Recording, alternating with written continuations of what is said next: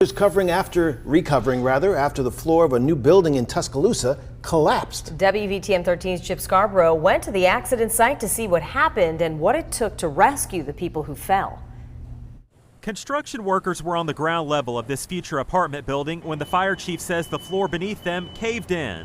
They were standing on a metal plate or metal corrugated roofing material or decking material, pouring concrete, and something gave way. So you're taking a look at where those 5 construction workers plunged as much as 25 feet.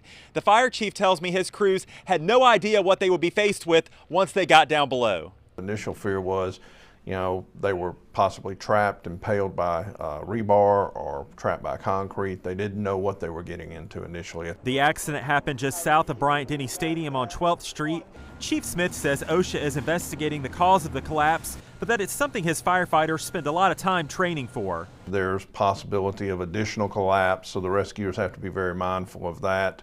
If there was any heavy equipment being operated in the area, again, that could cause additional potential issues to the rescuers. So, they take their time going into an incident like this. Firefighters were able to safely rescue all 5 construction workers who were taken to the hospital to be checked out. Everyone is expected to be okay. In Tuscaloosa, Chip Scarborough, WVTM 13.